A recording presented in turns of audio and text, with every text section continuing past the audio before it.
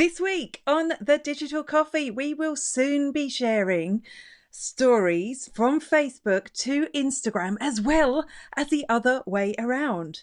A new study shows us what platforms are working best on video for businesses. And bye-bye, Facebook, Messenger, Discover, Tab.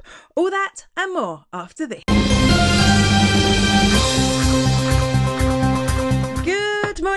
Good morning, and welcome to the Digital Coffee. This is your weekly dose of digital marketing and social media news for small business. My name is Amanda Webb. Facebook are going to let you share your stories from Facebook to Instagram because, of course, at the moment you can share from Instagram to Facebook, but not the other way around. But now you will be able to. And this is really good news, I think, for Facebook-centric businesses. There's a lot of us still out there that Facebook is one of our key platforms.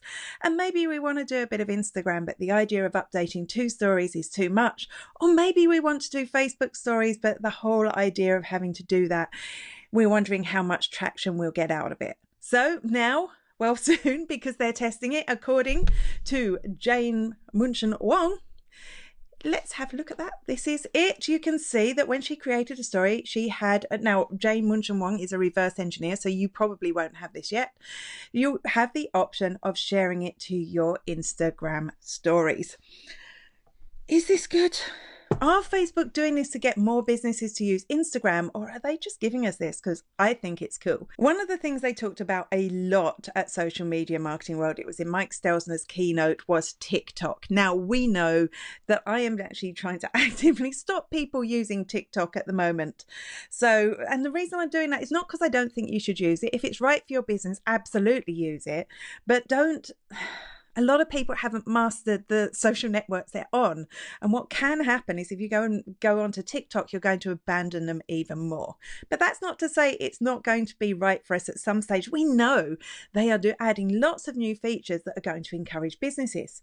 A couple of weeks ago, we talked about the fact that you might be able to put a link in your bio soon. Same user has now discovered that you might actually be able to add a link to your TikTok posts.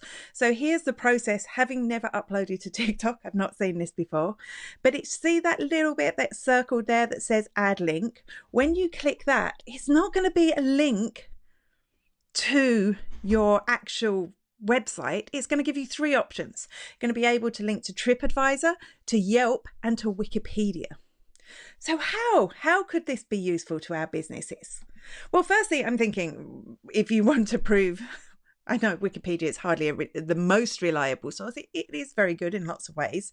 But if you want to link to what inspired your video or some context about what you're talking to, you'll now be able to link to Wikipedia. Where I really think the value is in those review sites, in TripAdvisor and Yelp. So if you are a business who has reviews on TripAdvisor or Yelp, you'll be able to link to it. But even better, if you're working with influencers, those influencers will be able to link to your TripAdvisor reviews so that it gives you a little bit more validity rather than just one person saying it. And of course, from TripAdvisor, people have the option to click through and book as well. How that could be measured for an influencer, that's a whole other kettle of fish, but I do like this. Suppose we need to ask the question though, why are they limiting it to 3 sites? Why is it not letting us link to our business page or our websites? And I suppose this is very early on. They don't want to be seen as propagating fake news. They want to have some control over the websites we're linking to. And maybe, just maybe, they want people to be on TikTok rather than on your website. If you are a Mac user, you may or may not like this next piece of news. There is a standalone messenger app coming to Mac. So you'll be able to get it from the App Store, download it. You won't need to open your browser, but all your messages will be there, including the option to video call, to group call, all the things that you can do within Messenger at the moment. And actually, there was a little hack you could do to let them come in through your iMessages on your computer, but this removes that friction. Is this a good idea?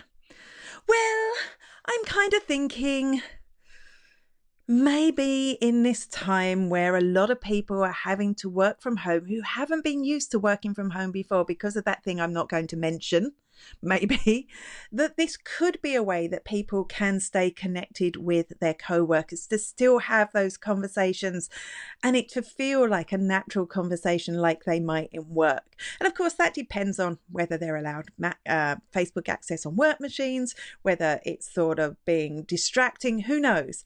But that could be one real use.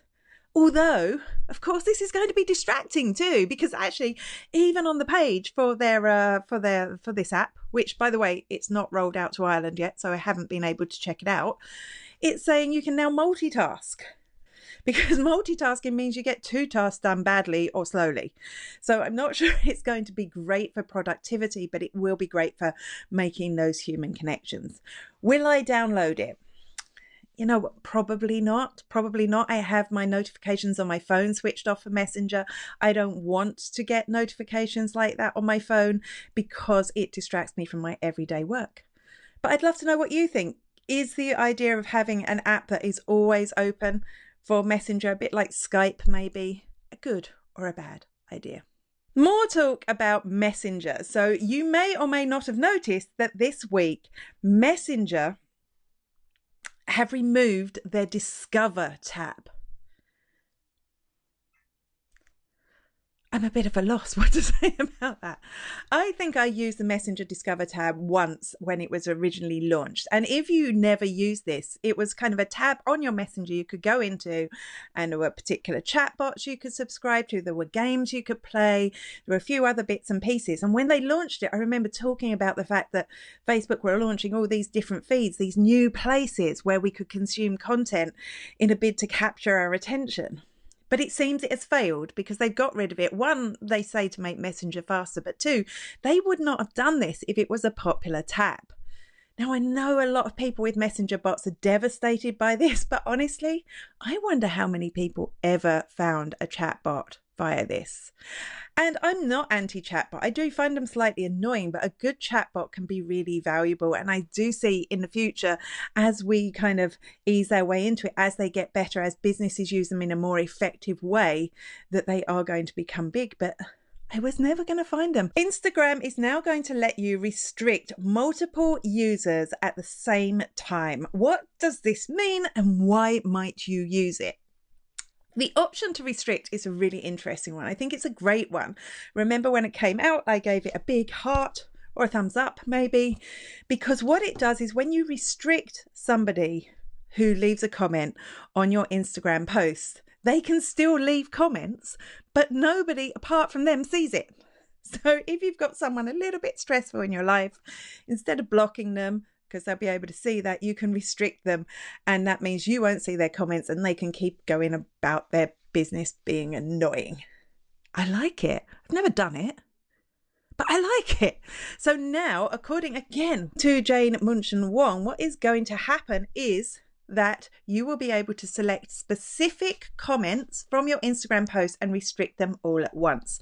For businesses, I think this is hugely valuable. I know it's important for individuals too, but it can be all consuming when you have, I'm going to call them negative ninnies on your Instagram account and having to deal with all those comments and all those people because they're in the public eye. I do like this option that you'll be able to restrict them and still not necessarily lose them as customers, because sometimes, you know, they're not bad people, they're not trolls, but this is a way to get rid of the annoying comments from your life. I don't know if you think that that's right. Should businesses be dealing with, I mean, obviously trolls, it's fine, but should they be dealing with negative comments in that way as well? Any Android users out there? Android users, you've just got a brand new, shiny, exciting feature on Twitter, of all places.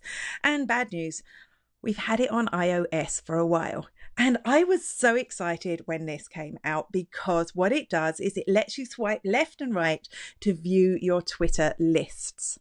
You'll be able to select and pin the Twitter lists that are most important to you. So it's just one swipe, a bit Snapchatty because you're going left to right to be able to dive into those lists and reply to people. And I think this could really reactivate Twitter lists. If you haven't created one before, Twitter lists are a way for you to filter your view of Twitter to just the people you put on those lists. So this is great for maybe coming up with a list of customers, a list of competitors, a list of good news sources, so you have stuff to curate, and even maybe create one for what Mark Schaefer would call your alpha audience, the people that engage with you the most on Twitter. And now with a swipe, you can easily see their content without getting bombarded by other people's content, to make sure that you're engaging with those people, that you're nurturing those relationships that you've built. So Android users, I would recommend that you go ahead, if you haven't created lists before, create a few, add them. And obviously iOS users, if you haven't started doing this already. You can also, of course, use them for fun. I have a Twitter list pin for cats. I love it. If I'm ever feeling stressed, I can just go into my Instagram cats list and there's random mad stuff there too. So definitely check that out on Android. And if you haven't checked it out on iOS yet, I would absolutely look at that too. What social networks or placements on social networks are best for videos? Well, a new study from Animoto shows us there are two growing areas. And if you want to expand a little bit without taking the focus off the things that are working for you already, these are places that you could perhaps look at creating more video content for. Firstly, this one may surprise you, is dun dun dun, Facebook Stories. Facebook Stories is one of the growing areas for marketers on Facebook using video. According to the study, and you see it up there on the screen, 44% of consumers surveyed watch, so people actually consume, 44% of people watch Facebook Stories. So it's a really good place if you can capture people within your brand to find people. And also 59%, that's moving on to the next one. I almost gave it away before we had, let me get rid of this. The other one, the other platform that is really working, and this is going to be a surprise to no one, is YouTube. YouTube has really taken off this year. I see so many marketers talking about starting a YouTube channel that maybe it could be a place for you to create more video. So let's have a look at the statistics for that. 59% of marketers are running YouTube ads, and this has become the place as people are losing their love affair with Facebook ads. A lot more people are creating YouTube ads, so that's something definitely worth looking at. And 46 of marketers landed, this is interesting, 46% of marketers surveyed landed a client because of a YouTube video. So if you'd ever lacked belief in the power of video, there it is, right there in front of you. So YouTube and Facebook Stories, will you make these part of your strategy for the rest of the year, starting Q2? Thank you so much for joining me. Stay safe, stay well. Hope you're all doing well in this time of the word I'm not going to say. Tatty bye. See you soon.